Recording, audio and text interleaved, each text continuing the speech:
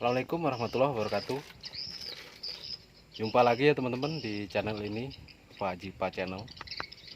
Pada kesempatan kali ini saya berada di kebun porang milik Bapak Subandi, teman-teman.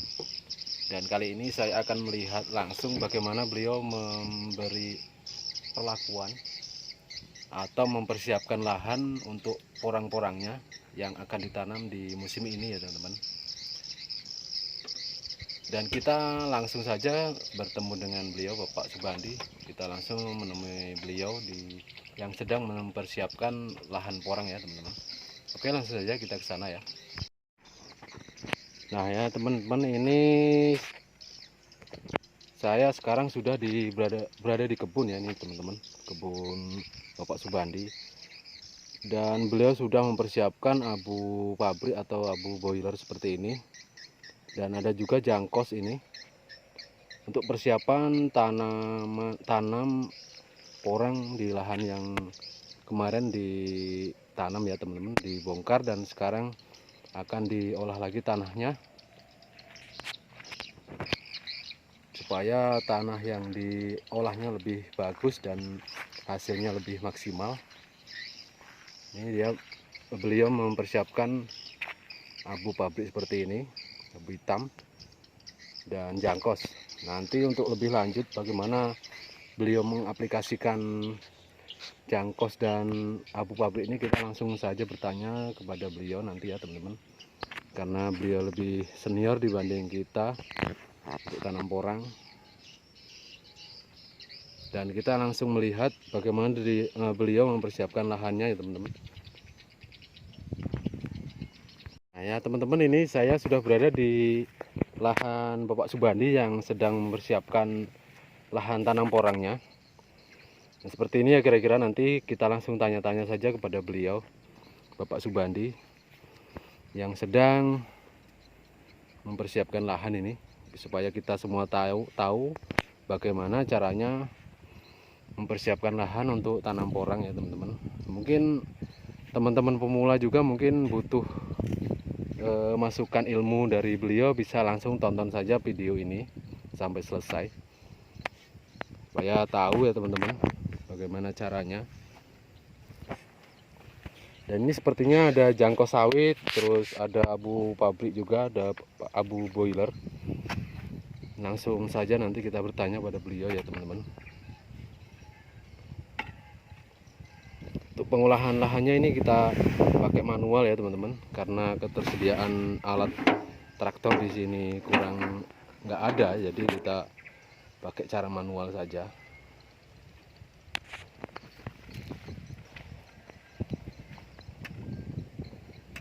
Nah, itu Bapak Subandi sedang mencangkul. Untuk lebih jelas nanti kita langsung saja bertanya kepada beliau ya teman-teman, bagaimana maksud beliau ini membeli jangkau sawit dan abu boiler terus ditimbun tanah. Untuk penjelasannya nanti kita langsung saja bertanya kepada beliau. Entah ini nanti mau ditanam biji kata atau biji umbi porangnya ya teman-teman. Kita tunggu sampai beliau sampai sini untuk memberi penjelasan kepada kita semua.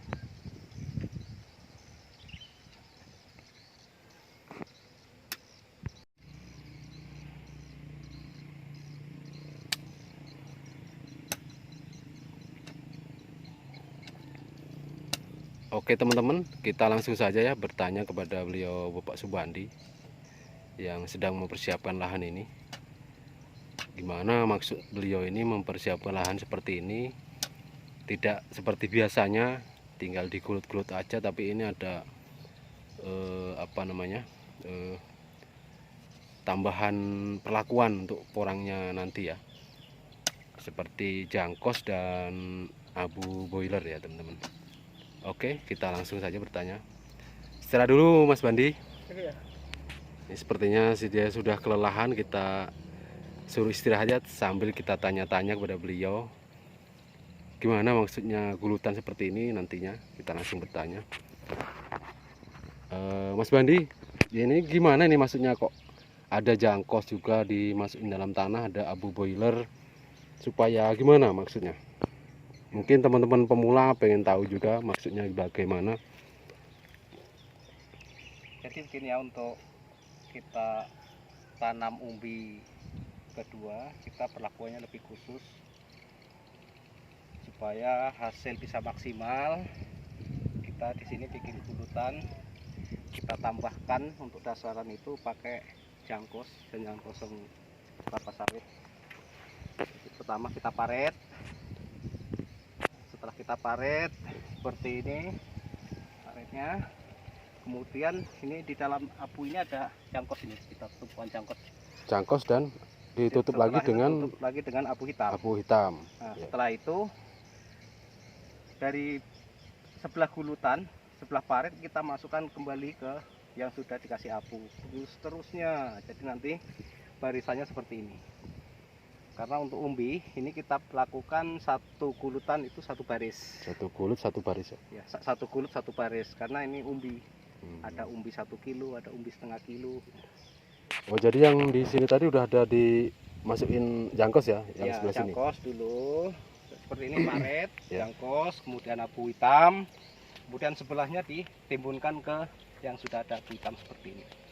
Nah, untuk penanamannya di mana itu nanti Mas? Untuk penanaman umbinya? Kita ini bisa langsung dipraktekkan supaya teman-teman kita tahu nanti bagaimana caranya kan. Umbinya masih di karantina ini. Untuk sekedar contoh saja, mungkin ada umbi. Ada umbi ini kemarin. Oh ya, ini ada sisa-sisa umbi yang tertinggal di tanah kemarin ya, teman-teman. Ini ada yang luka kemarin. Nah, untuk cara penanamannya teman-teman semua bisa dilihat langsung ya, teman-teman, bagaimana caranya. Kita penanaman umbi. Karena satu kurut ini satu baris, kita gunakan jarak dengan jarak kisaran 40. 40 ya? 40. Nah, contoh kita buka ini. Di dalam ini nanti kan ketemu abu nih. Oh, abu dan jangkos ya? Abu dan jangkos seperti yang di sebelahnya tadi ya? Oh gitu ya. Kemudian kita masukkan. Ini kemarin ada kena luka. Nah, itu masukkan, begitu cara kita timbun kembali. Karena perlakuan sudah gembur. Tanah sudah gembur, perlakuan bagus. Dengan estimasi 2 jengkal. 2 jengkal kira-kira 40 ya? 40 cm jarak tanam antara umbi ke umbi. Sampai ketemu abu hitam tadi. Kita masukkan. Tapi diusahakan nanti yang sudah mulai tumbuh. Kalau ini kan belum terlalu ini. Sudah tua tapi belum terlalu. Yang sudah tunas ya? Sudah tunas. Yang sudah bertunas kira-kira begitu ya, teman-teman. Kalau untuk mau menanam umbi, usahakan teman-teman pemula mungkin belum tahu, supaya tahu, tonton terus video ini sampai selesai. Kita kasih tanda. Itu yang lebih bagusnya pakai sisa-sisa pipet itu. Oh, pipet sedotan. Ya, sedotan air minum. Ini hanya sekedar contoh saja ya, teman-teman, untuk teman-teman pemula mungkin belum tahu caranya. Seperti ini ya caranya, teman-teman. Sampai ketemu dengan abu hitam yang seperti ini.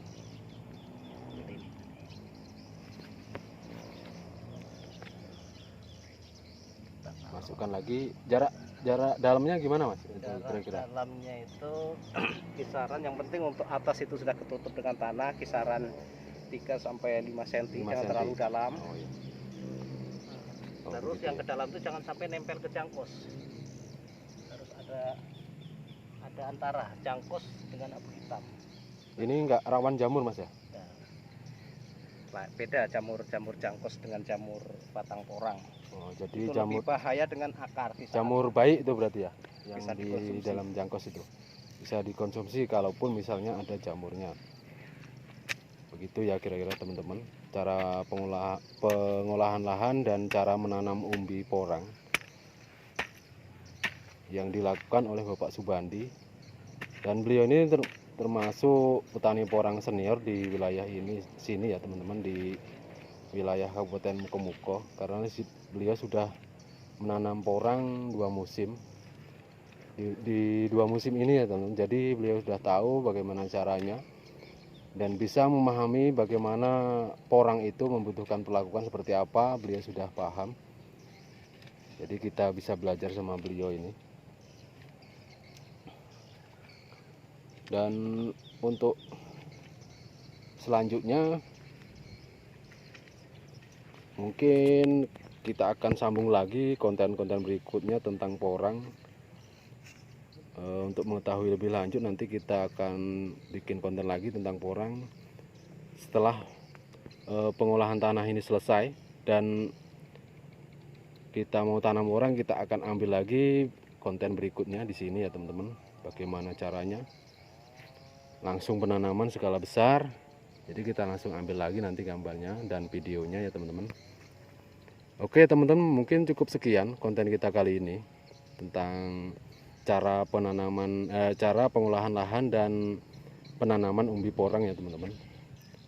Dan cukup sampai di sini konten kita kali ini. Assalamualaikum warahmatullahi wabarakatuh.